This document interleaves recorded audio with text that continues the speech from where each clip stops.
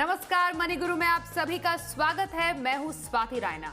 आपने ईटीएफ यानी exchange traded funds के बारे में तो जरूर सुना होगा, लेकिन आज हम आपको बताने वाले हैं स्मार्ट ईटीएफ के बारे में, यानी smart beta exchange traded funds के बारे में। क्या होते हैं ये, इसकी क्या खासियत है, ये स्मार्ट बीटा फंड्स कैसे अलग है ईटीएफ से, म्यूचुअल फंड से ये कैसे अलग है, ये तमाम बारीकियां आज हम अपने शो में डिस्कस करने वाले हैं। आज हमारे साथ हैं खास मेहमान। सबसे पहले परिचय करा दें, आज हमारे साथ हैं ये पूरी जानकारी बताने के लिए आईसीआईसीआई प्रूडेंशियल एसेट मैनेजमेंट में प्रोडक्ट डेवलपमेंट और स्ट्रैटेजी के प्रमुख चिंतन हरिया। चिंतन, बहुत स्वागत है आपका मनी गुरु में। तो इस चर्चा की शुरुआत करें उससे पहले आज शो में क्या खास हम चर्चा करने जा रहे हैं उस पर एक नजर डाल लेते हैं। आज हम शो में जानेंगे क्या होते हैं स्मार्ट बीटा फंड और कैसे करते हैं ये काम, दुनिया और भारत में कैसा है स्मार्ट बीटा फंड का प्रदर्शन, स्मार्ट बीटा फंड आम ईटीएफ से कितने अलग होते हैं, साथ ही क्या होते हैं ईटीएफ और म्यूचुअल फंड से ये कितने अलग होते हैं।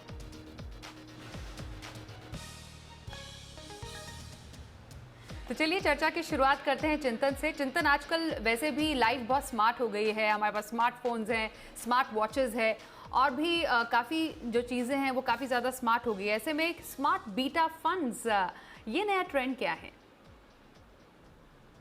ये जो ट्रेंड है स्मार्ट बीटा का, ये नया नहीं है एक्चुअली। विश्व में अगर हम देखें तो ये स्मार्ट बीटा कॉन्सेप्ट काफी सालों से प्रचलित है।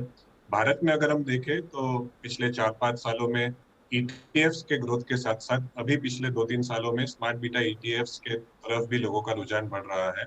तो स्मार्ट बीटा यानी क्या होता है, अगर हम कॉन्सेप्ट की बात करें तो उस वो जानने से पहले शायद हम नॉर्मल ईटीएफ पहले क्या होता है उसके बारे में 1 मिनट चर्चा करना चाहूंगा।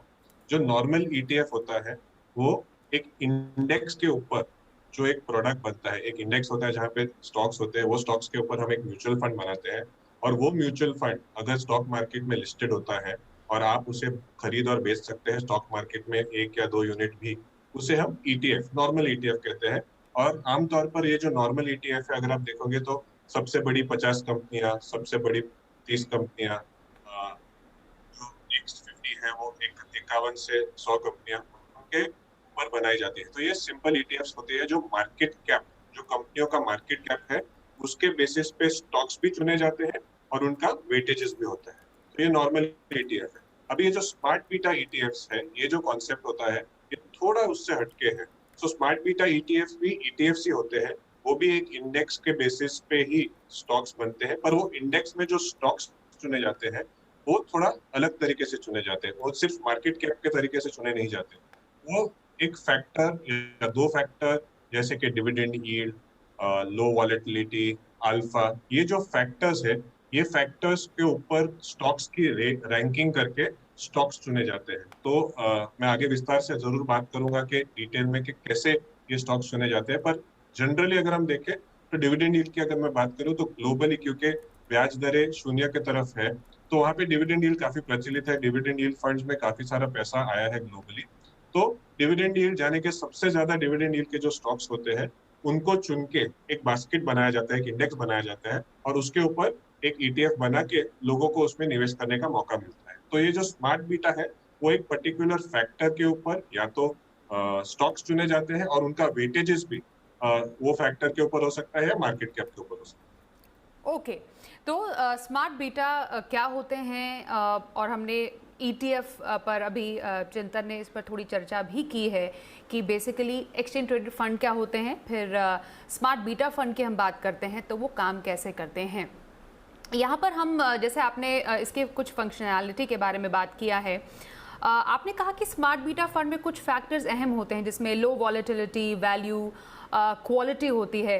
अब लो वॉलेटिलिटी, वैल्यू, अगर हम इसको थोड़ा सा बेटर अंदाज से समझे विज़ावी स्मार्ट बीटा फंड, तो इनका आपस में किस तरीके से एक कनेक्शन चलता है, कैसे ये स्मार्ट बीटा फंड इन 3 अहम चीज़ों को साथ में लेते हुए चलते हैं? जैसे कि मैं कह रहा था कि स्मार्ट बीटा कॉन्सेप्ट जो है वो बहुत सारे फैक्टर्स पे हो सकता है। स्मार्ट बीटा यानी कि सिंपली कि जो भी फैक्टर आप चूज करें वो फैक्टर के बेसिस पे आप एक इंडेक्स बना के उसके ऊपर ईटीएफ बनाए। तो जैसे कि आपने कहा, आपने अगर वैल्यू एक फैक्टर चूज किया तो जो स्टॉक्स वैल्यू में फिट होते हैं, जैसे कि कम प्राइस टू अर्निंग्स, कम प्राइस टू बुक, उन स्टॉक्स का मैं एक इंडेक्स बना के अगर ईटीएफ बनाता हूँ तो उसे वैल्यू ईटीएफ कहा जाता है। अगर मैं लो वॉल, जैसे कि आपने बात की, वो स्टॉक्स जिनकी वॉलेटिलिटी सबसे कम है, यानी कि मार्केट के हिसाब से जिनका उतार चढ़ाव सबसे कम है, यानी कि जो स्टेबल स्टॉक्स है, मैं सभी स्टेबल स्टॉक्स पिछले एक साल में मार्केट के कंपैरिजन में जो सबसे कम ऊपर सबसे ज्यादा स्टेबल जो स्टॉक्स कहते हैं उसे लो वॉलेटाइल स्टॉक्स कहते हैं, उनका अगर मैं एक ईटीएफ बनाऊं, उनको लेके मैं अगर एक ईटीएफ बनाऊं तो उसे लो वॉल ईटीएफ कहा जाता है। वैसे ही अगर आप अल्फा फैक्टर, यानी कि अल्फा यानी कि क्या होता है कि जो स्टॉक्स ने बहुत अच्छा परफॉर्मेंस दिया है पिछले 6 महीने में, एक साल में, अगर उन स्टॉक्स को मैं चुन के एक इंडेक्स बनाता हूँ और वो इंडेक्स जो कि अल्फा स्टॉक्स का इंडेक्स है, उसके ऊपर अगर हम एक ईटीएफ बनाते हैं तो एक smart beta ETF alpha factor में बनता है। तो जो स्मार्ट बीटा कॉन्सेप्ट है उसके अंदर काफी सारे अलग अलग प्रोडक्ट्स बन सकते हैं, लो वॉल, अल्फा, वैल्यू, और अगर हम 2 या 3 फैक्टर्स का मिश्रण कर दे, जैसे कि अल्फा और लो वॉल, ये दोनों फैक्टर्स का एक सही पैमाने में मिश्रण कर दे तो उसे मल्टी फैक्टर स्मार्ट बीटा कहा जाता है। उनका मूल तर्क ये है कि उनका जो सिलेक्शन होता है, स्टॉक सिलेक्शन होता है, वो मार्केट कैप बेसिस पे नहीं होता, वो उस फैक्टर के बेसिस पे स्टॉक सिलेक्शन होता है, उसके बेसिस पे इंडेक्स चयन होता है, और वो इंडेक्स पे हम ईटीएफ बना के इन निवेशकों को एक मौका देते हैं कि वो पर्टिकुलर फैक्टर में वो निवेश करें। ओके, इनफैक्ट अभी आपने चिंतन मेंशन किया कि ग्लोबली जो स्मार्ट बीटा फंड्स हैं उनकी पकड़ काफ़ी अच्छी है। जो डेटा है और जो इसका एक ग्रोथ है वो ये भी कहता है कि 5 साल में ग्लोबली स्मार्ट ईटीएफ लगभग 21.5% सालाना बढ़ा है।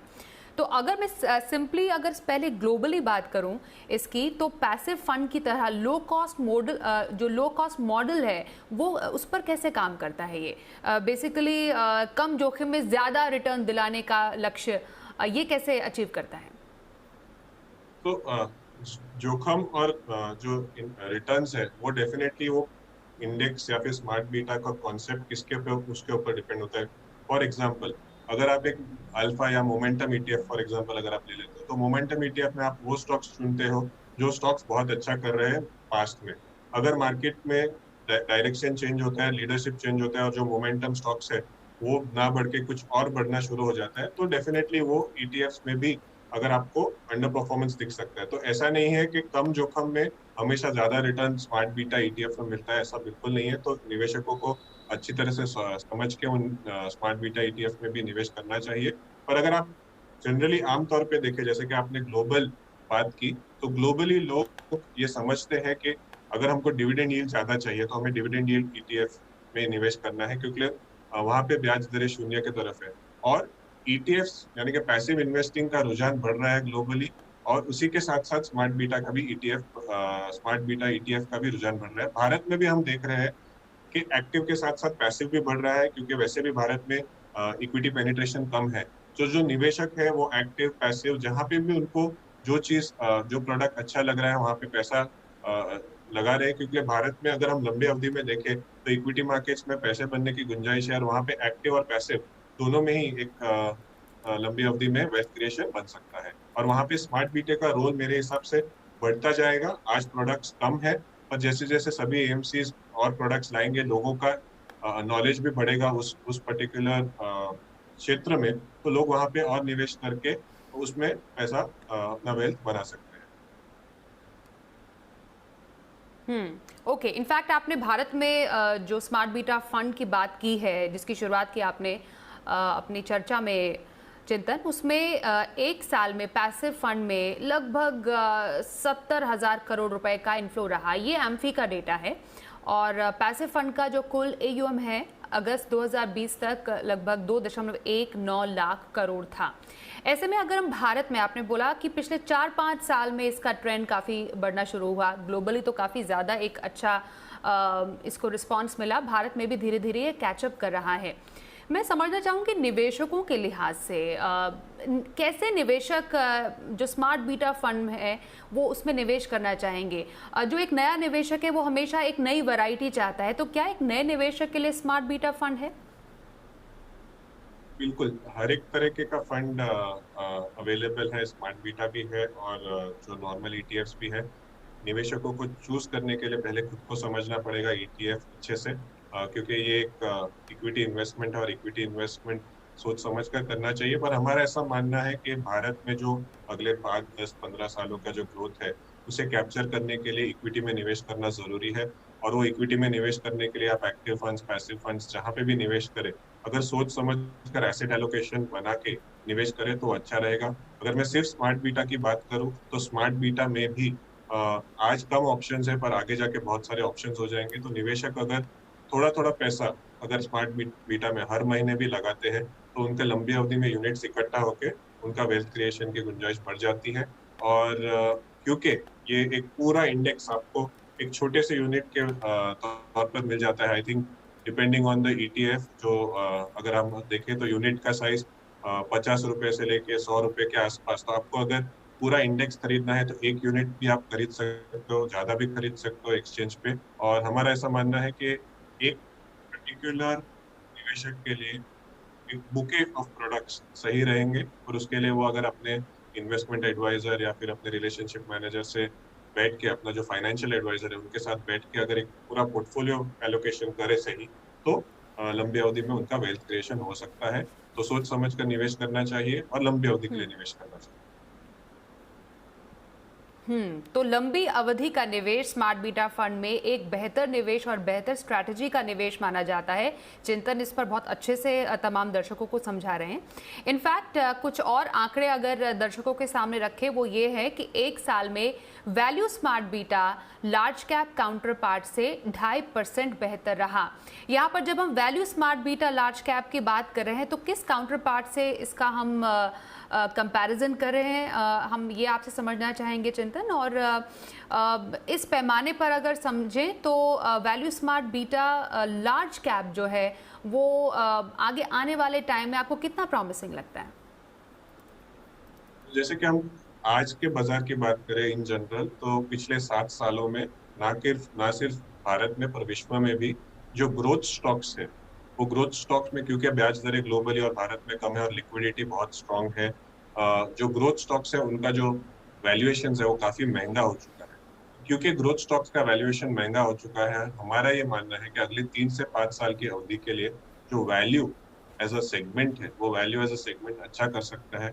और उसी के भीतर वैल्यू एक्टिव फंड हो या वैल्यू स्मार्ट बीटा फंड हो, वहां पे जो स्टॉक्स चुने जाते हैं वो क्योंकि वैल्यू की तरह वैल्यू एज अ फिलोसफी के अंतराल में चेक किया। अभी वैल्यू का मतलब क्या होता है?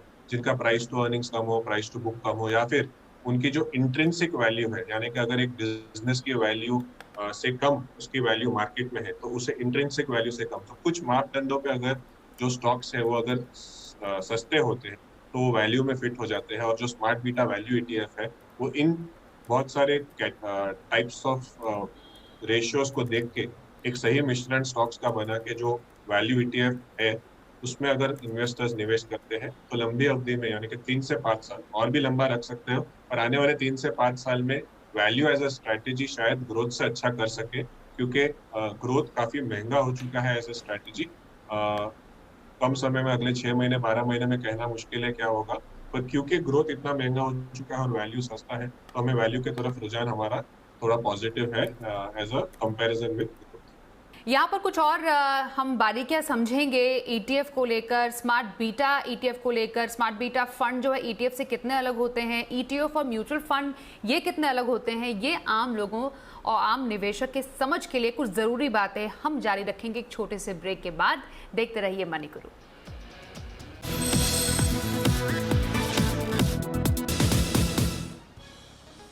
मनी गुरु में आज हम चर्चा कर रहे हैं स्मार्ट बीटा ईटीएफ की, और बहुत ही इंटरेस्टिंग कॉन्वर्सेशन चल रहा है। हमारे साथ खास मेहमान है आईसीआईसीआई प्रूडेंशियल एसेट मैनेजमेंट में प्रोडक्ट डेवलपमेंट और स्ट्रैटेजी के प्रमुख चिंतन हरिया। चिंतन, आपने बहुत डिटेल में हमें स्मार्ट बीटा फंड्स के बारे में जानकारी दी है, कैसे काम करते हैं, कैसे निवेशकों के लिए हैं, पास्ट परफॉर्मेंस के लिहाज से कितना प्रॉमिसिंग है ये, और भारत में इसका जो पॉपुलैरिटी है कितनी ज़्यादा बढ़ती जा रही है। अब जैसे कई ड्यूरिंग द शो हमें कई दर्शक ये सवाल पूछ रहे हैं कि स्मार्ट बीटा फंड, हालांकि इस पर थोड़ी चर्चा हो चुकी है, पर मैं आपसे थोड़ा और सिंप्लीफाइड वे में अगर ये जानूं कि स्मार्ट बीटा फंड एक आम ईटीएफ से कितने अलग होते हैं। बिल्कुल, मैं ज़रूर दोहराना चाहूँगा क्योंकि ये कॉन्सेप्ट भारत के लिए नया है और निवेशकों को ज़रूर जानने का पूरा अधिकार है कि दोनों में अंतर क्या है। एक्चुअली दोनों में बहुत ज़्यादा अंतर नहीं है।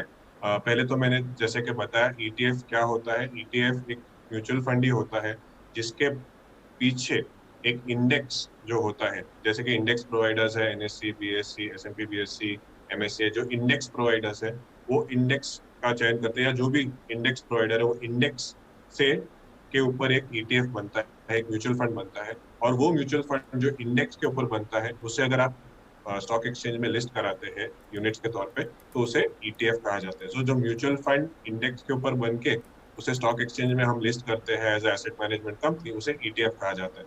भारत में ईटीएफ कई सालों से प्रचलित है और पिछले 4-5 सालों में उनमें एयूएम भी काफी बढ़ा है, स्पेशली खास तौर पर प्रोविडेंट फंड्स ने निवेश करना शुरू किया 2015-16 में। उसके बाद अभी उससे एक्सटेंडेड अगर हम देखें, आमतौर पर ये जो ईटीएफ है आपको जो बेंचमार्क इंडाइसेस है, बहुत प्रचलित बेंचमार्क इंडाइसेस है, 50 स्टॉक इंडेक्स, 30 स्टॉक इंडेक्स, उसके ऊपर आपको ईटीएफ पहले से थे। 50 स्टॉक इंडेक्स यानी कि जो पहले 50 सबसे बड़ी कंपनियां हैं भारत की, तो मार्केट कैप बेस्ड जो इंडेक्स होते हैं उसके ऊपर ईटीएफ काफी प्रचलित है। अगर हम उससे आगे बढ़े तो वहां पे स्मार्ट बीटा ईटीएफ का भी रुझान बढ़ रहा है। और स्मार्ट बीटा ईटीएफ का मतलब क्या अंतर क्या है जो ईटीएफ से है, ये जो स्टॉक्स का सिलेक्शन है इंडेक्स के लिए, स्मार्ट बीटा ईटीएफ में जो स्टॉक्स का सिलेक्शन है वो मार्केट कैप के बेसिस पे नहीं होता, यानी कि कंपनी कितनी बड़ी है उसके बेसिस पे स्टॉक्स का सिलेक्शन स्मार्ट बीटा ईटीएफ में नहीं होता। स्मार्ट बीटा ईटीएफ में स्टॉक्स का सिलेक्शन अलग अलग पैटर्न, अलग अलग फैक्टर्स पे हो सकता है। ये फैक्टर्स कौन से हैं, जैसे कि आपने पहले भी बताया था शो में ब्रेक के पहले। अगर मैं एक एग्जांपल लूं फॉर अल्फा और लो वॉल, तो अगर कोई स्मार्ट बीटा ईटीएफ अल्फा और लो वॉल ये दो फैक्टर्स के ऊपर है, या फिर कोई ईटीएफ डिविडेंड ये फैक्टर के ऊपर है, जो smart beta ETF dividend factor पे अगर कोई होता है, तो जो स्टॉक्स में सबसे ज्यादा डिविडेंड यील्ड है, जो सबसे ज्यादा डिविडेंड देते हैं, अगर कोई स्मार्ट बीटा ईटीएफ है वैल्यू पे, तो जो stocks price to earnings, price to book, intrinsic value, return on capital employed, जो ये सब मापदंड में सबसे अच्छे कहते हैं, तो ये 20 स्टॉक 30 स्टॉक जो सिलेक्शन बनता है, ये 20 या 30 स्टॉक का सिलेक्शन मार्केट कैप के बेसिस पे नहीं हो रहा, ये फैक्टर के बेसिस पे हो रहा है। और ये जो फैक्टर्स है वो वैल्यू फैक्टर हो सकते हैं, डिविडेंड यील्ड हो सकते हैं, लो वॉलेटिलिटी हो सकते हैं, अल्फा हो सकते हैं। ये बहुत सारे फैक्टर्स है, या तो एक फैक्टर पे या तो मल्टी फैक्टर, यानी कि 2 या 3 फैक्टर्स का मिश्रण करके जो प्रोडक्ट बनता है, जो म्यूचुअल फंड बनता है, वो म्यूचुअल फंड को अगर आप लिस्ट कराते हो तो उसे स्मार्ट बीटा ईटीएफ कहते हैं, क्योंकि उन स्टॉक्स का चयन मार्केट कैप पे नहीं हो रहा है नेसेसरली, उन स्टॉक्स का चयन एक फैक्टर के बेसिस पे हो रहा है। और फिर उनका वेटेजेस भी, उनके जो वेटेजेस है स्टॉक्स का सिलेक्शन के बाद जो वेटेजेस है वो या तो मार्केट कैप के बेसिस पे हो सकता है, या तो वो फैक्टर के वेट्स के हिसाब से हो सकता है, या वो फैक्टर के ऊपर हो सकता है। और जो स्टॉक सिलेक्शन है उसमें अंतर रहता है एक नॉर्मल ईटीएफ में और एक smart beta ETF. All right. In fact अगर हम एक निवेशक की बात करें, आपने कुछ देर पहले कहा था कि जो स्मार्ट बीटा फंड हैं वो लंबी अवधि के निवेश के लिए काफ़ी अच्छे साबित हो सकते हैं। अब अगर हम सिंपली ईटीएफ की ही बात करें, क्योंकि ईटीएफ की चर्चा करना भी यहाँ पर बेहद ज़रूरी है, वर्सेस म्यूचुअल फंड, हालांकि ज़्यादा फर्क तो नहीं होता है, लेकिन इसमें एक जो निवेशक है चिंतन, वो कंफ्यूज हो जाता है कि मैं म्यूचुअल फंड में तो निवेश कर सकता हूँ, लेकिन क्या मेरे लिए ईटीएफ है? उसमें अगर हम टाइम होराइजन के लिहाज से भी बात करें, दोनों लंबी अवधि के लिए निवेश कर सकते हैं, लेकिन दोनों के अपने फायदे या दोनों के आपस में कंपेयर करने पर नुकसान क्या हो सकते हैं? तो दोनों में ही, अगर एक म्यूचुअल फंड की अगर मैं बात करें, जो ओपन एंडेड म्यूचुअल फंड है, पैसिव जो इंडेक्स फंड होते हैं, ईटीएफ, तीनों जरिए है एक इन्वेस्टमेंट के इक्विटी मार्केट्स में। जो इक्विटी म्यूचुअल फंड है, इक्विटी ईटीएफ है, अल्टीमेटली इन्वेस्टर्स का निवेश इक्विटी मार्केट्स में हो रहा है। जो स्टॉक सिलेक्शन एक्टिव फंड में होते हैं वो फंड मैनेजर्स सिलेक्ट करते हैं, उनके वेटेजेस, उनके सिलेक्शन, जो उनके ऑब्जेक्टिव्स होते हैं उस हिसाब से। अगर हम पैसिव फंड या इंडेक्स फंड की बात करें तो जो इंडेक्स है वो इंडेक्स के वेटेजेस के हिसाब से वो प्रोडक्ट मिल जाते हैं इन्वेस्टर को।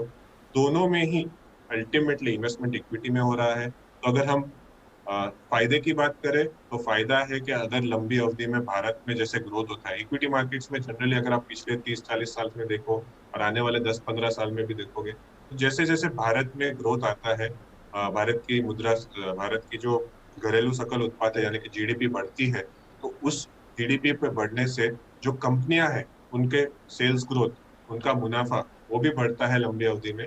और जैसे जैसे उनका मुनाफा बढ़ता है उनका मार्केट कैपिटलाइजेशन भी बढ़ता है और अल्टीमेटली जो लिस्टेड कंपनियां हैं उसमें वो रिफ्लेक्ट होता है। तो इक्विटी में निवेश करने के जरिए है ये तीनों। भारत में अगर हम आज देखें तो पूरे सेविंग्स के बहुत ही कम प्रतिशत इन्वेस्टमेंट इक्विटी में है। तो इन निवेशकों को जब उनके ब्याज दरें कम हो रही है, हमने वेस्टर्न वर्ल्ड में भी देखा है, खास तौर पे अमेरिका में देखा है कि वहां पे रुझान इक्विटी की तरफ इसलिए भी बढ़ा है क्योंकि ब्याज दरें कम हो रही है तो लोगों को इक्विटी में पैसा निवेश करने पड़ रहा है। वैसे ही भारत में अगर ब्याज दरें कम हो रही है और निवेशकों का इक्विटी में इन्वेस्टमेंट कम है, तो ये जो सभी ऑप्शंस है उनके पास इक्विटी में निवेश करने के लिए लंबी अवधि के लिए, तो उनका उससे फायदा हो जाएगा। नुकसान की अगर हम बात करें तो अगर आप कम अवधि के लिए या फिर वो पैसा जो आपको शायद 1-2 साल में निकालना पड़ेगा, अगर वो आप इक्विटी मार्केट्स में लगाते हो तो आपको शायद नुकसान का उसमें चांस हो सकता है, क्योंकि इक्विटी मार्केट्स में उतार चढ़ाव होते रहते हैं। जब हम इक्विटी मार्केट्स की बात करें तो ये बहुत जरूरी है कि जब मार्केट नीचे आए, नीचे गिरता है, जैसे कि मार्च 2020 में गिरा था, वो महीने में क्योंकि कोरोना वायरस स्प्रेड होने के कारण अगर गिरावट आई थी, जिन निवेशकों ने पैसा लगाया उनको आज अगर हम देखें तो मार्केट नॉर्मलाइज हो गई है। तो नीचे में पैसा इक्विटी मार्केट्स में बढ़ाना चाहिए। अगर बहुत ही वैल्यूएशंस महंगे हो जाते हैं तो उसमें कम भी कर सकते हैं। अलग अलग टाइप के प्रोडक्ट्स उसके लिए भी होते हैं जो डायनामिक एसेट एलोकेशन ऐसा कैटेगरी जो कहते हैं। पर जो निवेशक है उनको फायदे और नुकसान बहुत ही सिंपल है। फायदा है कि लंबी अवधि में आपका वेल्थ क्रिएशन इक्विटी में होता है। जिन लोगों ने 20-30 सालों से इक्विटी में पैसा लगा के रखा है उनको पता होगा। और जो नुकसान होता है वो जनरली इसलिए होता है क्योंकि निवेशक गलत टाइम पे पैसा, जब मार्केट तेज होती है तभी लगाते हैं और मार्केट नीचे आती है मार्च में तभी पैसा निकाल लेते हैं। तो रोज अगर आप आपका इक्विटी इन्वेस्टमेंट रोज अगर बदलने की कोशिश करते हो तो आपको उसमें लंबी अवधि में पैसा नहीं बनता। ओके, लास्टली चिंतन, मैं आपसे टैक्सेशन पर्पस जानना चाहती हूँ कि जो इम्प्लीकेशन है टैक्स का, वो ईटीएफ का समान है as compared to mutual fund? क्या उसमें होते हैं टैक्स के इम्प्लीकेशंस?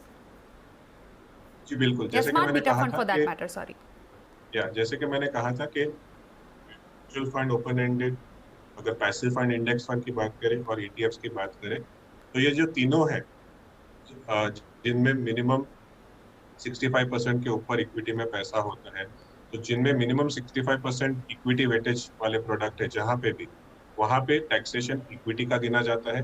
और इक्विटी का टैक्सेशन आज अगर हम देखें तो